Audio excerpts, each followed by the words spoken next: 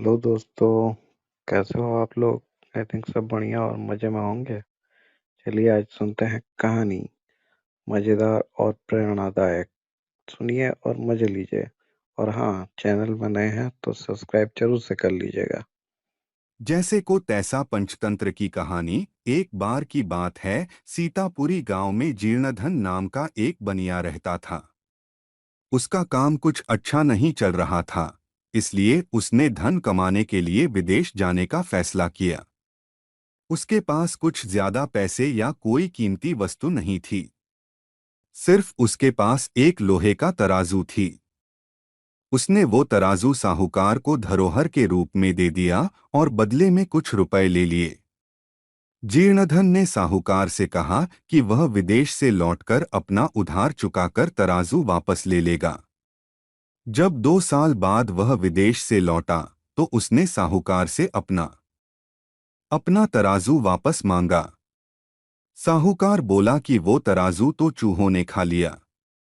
जीर्णधन समझ गया कि साहूकार की नीयत खराब हो गई है और वह तराजू वापस करना नहीं चाहता। तभी जीर्णधन के दिमाग में एक चाल सूझी। उसने साहूकार से कहा कि कोई बात नहीं, अगर तराजू चूहों ने खा लिया है तो इसमें तुम्हारी कोई गलती नहीं है। सारी गलती उन चूहों की है। थोड़ी देर बाद उसने साहूकार से कहा कि दोस्त, मैं नदी में नहाने जा रहा हूं। तुम अपने बेटे धनदेव को भी मेरे साथ भेज दो, वो भी मेरे साथ नहा आएगा। साहूकार जीर्णधन के व्यवहार से बहुत खुश खुश था, इसलिए उसने जीर्णधन को सज्जन पुरुष जानकर अपने बेटे को उसके साथ नहाने के लिए नदी पर भेज दिया। जीर्णधन ने साहूकार के बेटे को नदी से कुछ दूर ले जाकर एक गुफा में बंद कर दिया।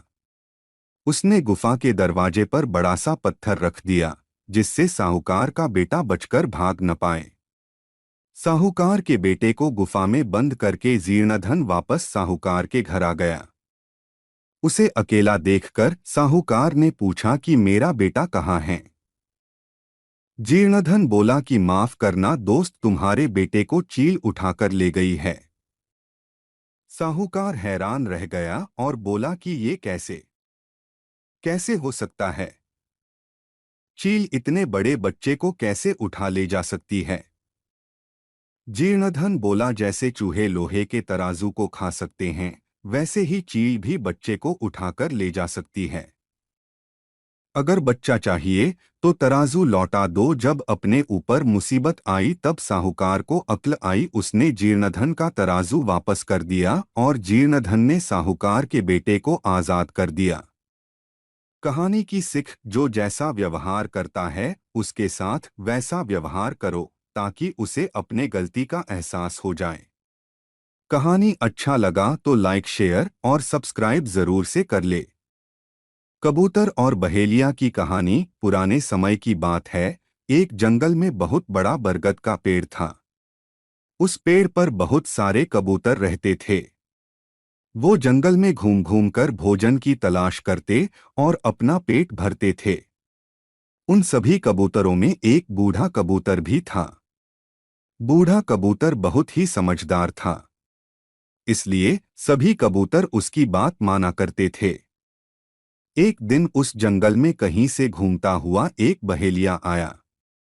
उसकी नज़र उन कबूतरों पर पड़ी। कबूतरों को देखकर उसकी आंखों में चमक आ गई और उसने अपने मन में कुछ सोचा और वहां से चला गया। लेकिन बूढ़े कबूतर ने उस बहेलिये को देख लिया था। दूसरे दिन भरी दोपहर में सभी कबूतर पेड़ पर आराम कर रहे थे। उस दिन वह बहेलिया फिर आया और उसने देखा कि गर्मी की वजह से सभी कबूतर पेड़ पर आराम कर रहे हैं। उसने बरगद के नीचे जाल बिछाकर उस पर कुछ दाने बिखेर दिए और दूसरे पेड़ के पीछे छुप गया। कबूतरों में से एक कबूतर की नज़र उन दानों पर पड़ी। दानों को देखते ही उसने सभी कबूतरों से कहा कि देखो भाइयों, आज तो किस्मत ही खुल गई। हमें आज भोजन की तलाश में कहीं जाना नहीं पड़ा, उल्टा भोजन ही हमारे पास आ गया। चलो चलकर मजे से भोजन भोजन करते हैं। गर्मी से बेहाल और भूख से परेशान कबूतर जैसे ही नीचे उतरने लगे, बूढ़े कबूतर ने उन्हें रोका, लेकिन किसी ने भी उसकी बात नहीं मानी और नीचे जाकर दाना चुगने लगे। बूढ़े कबूतर की नज़र अचानक पेड़ के पीछे छिपे बहेलिया पर गई और उसे माजरा समझते देर नहीं लगी, लेकिन तब तक बहुत देर हो चुकी थी। दाना चुगकर कबूतर उड़ने की कोशिश करने लगे, लेकिन सभी जाल में फंस चुके थे। कबूतर उड़ने की जितनी कोशिश करते उतने ही जाल में उलझ जाते। कबूतरों को जाल में फंसा देखकर बहेलिया पेड़ के पीछे से निकल आया और उनको पकड़ने के लिए उनकी ओर बढ़ा। यह देखकर सभी कबूतर डर गए और बूढ़े कबूतर से मदद की गुहार करने लगे। तब बूढ़ा कबूतर कुछ सोचने लगा और बोला कि जब मैं कहूँ तब सभी एक साथ उड़ने की कोशिश करेंगे और उड़कर सभी मेरे पीछे चलेंगे। कबूतर कहने लगे कि हम जाल में फंसे हैं, कैसे उड़ पाएंगे। इस पर बूढ़े कबूतर ने कहा कि सभी एक साथ कोशिश करेंगे तो उड़ पाएंगे। सभी ने उसकी बात मानी और उसके कहने पर सभी एक साथ उड़ने की कोशिश करने लगे।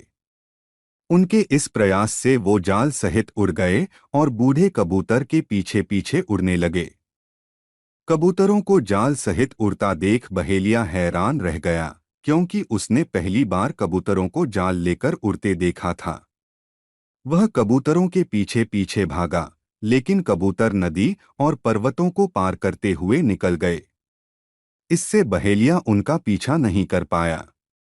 इधर बूढ़ा कबूतर जाल में फंसे कबूतरों को एक पहाड़ी पर ले गया, जहां उसका एक चूहा मित्र रहता था।